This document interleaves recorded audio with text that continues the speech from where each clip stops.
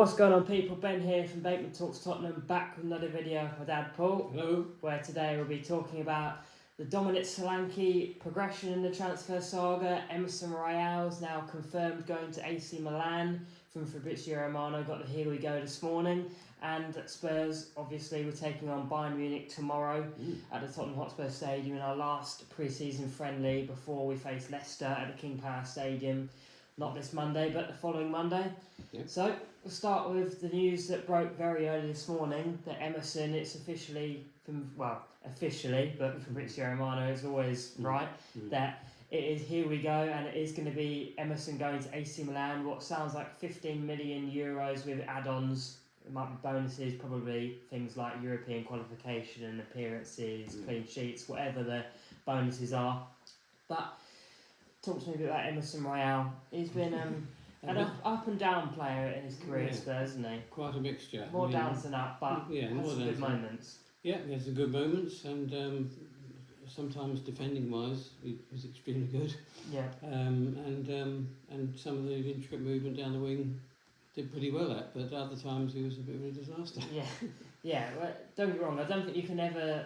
Some players at Spurs over the years, you could see on the pitch their heart wasn't in it. I don't think you could ever say that about Emerson. No. It was always a player that gave 100% and did what he could. But let's be honest, we bought him as a fullback, which probably still wouldn't have been the best in the Premier League. Then we got Conte in, who needed technical, very attacking based wing backs, and Emerson was pretty much the polar opposite of a fullback from that, wasn't he? He's not a player that's going to get down the byline, put a good ball into the box. No. On the ball, not the best player at the club. Might do the odd little flick that's a little bit unnecessary in the game, but gets the crowd going.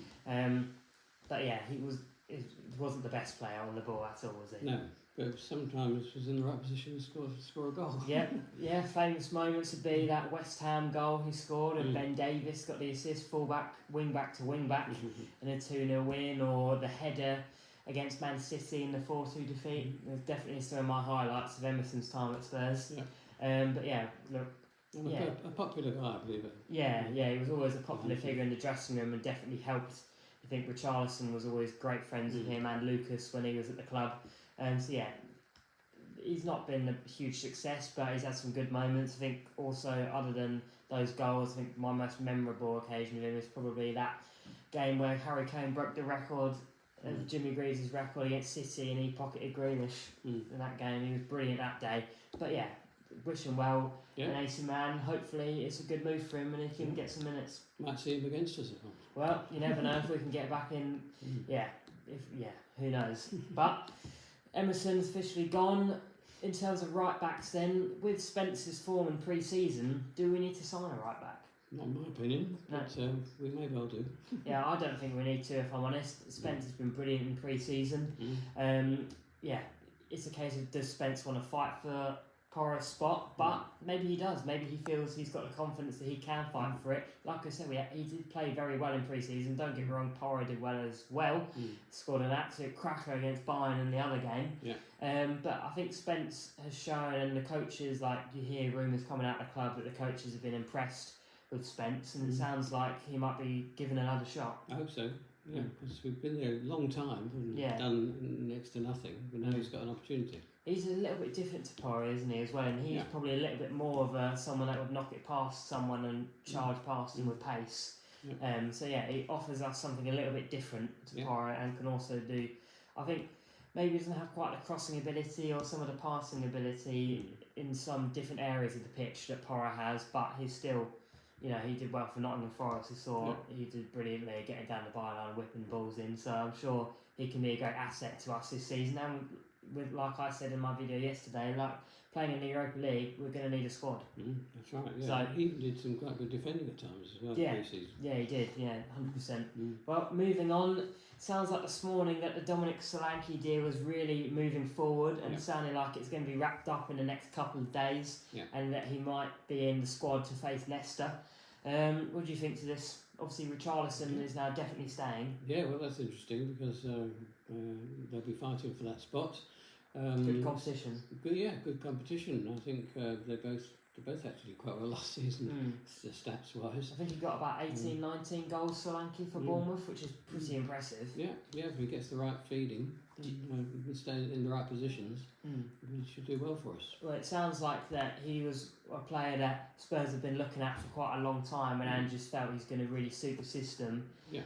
But yeah, do you think we could have got somebody better for the price, or do you think you've got to think he's English? Yeah. He had a brilliant season last season. If Ange really wants him, then it's worth it. Yeah, and Ange has said he's got the right desire to play for Spurs. Well, he wants players that want to just come to Spurs, not move to the Premier League. And yeah, obviously you never know what's really true, but it sounds like from reports that Solanke is absolutely itching to come to Spurs, and you can't blame him. You've got to think he's had times at Chelsea, Liverpool, where he's not really made a name for himself or got into the first team consistently. Done well at Bournemouth, and now he's finally, for him, getting his big move, really, isn't he? Yeah. Although apparently his dad was an Arsenal fan, so was mine. Yeah, there you go then. But so it sounds like we're going to get him done soon, and then a winger will come in. It sounds like it's going to happen, which I think is needed as well. Yep, looks like it'd be either Neto or Eze. Yeah. But, I don't know. I wouldn't mind either of them. Yeah, very true.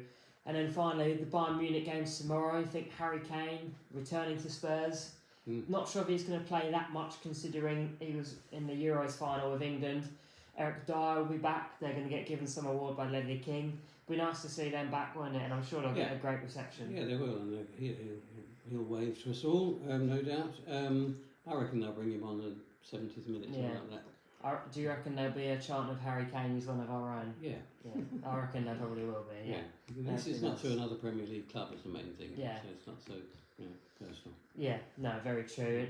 It's going to be a good test. Obviously, we played them last week, and the first half wasn't so good, but the second half was a lot better. But yeah, it'll be a good test, and then we would move on to Leicester on the Monday. But the main thing is football is back. Yeah. We'll provide you with a matchday vlog tomorrow as we'll be going to the game. Sat in the South Stand. It's going to be great to be back there, isn't it? Yeah, terrific. Well, thank you for watching. Don't forget to like and subscribe. And as always, come on you Spurs!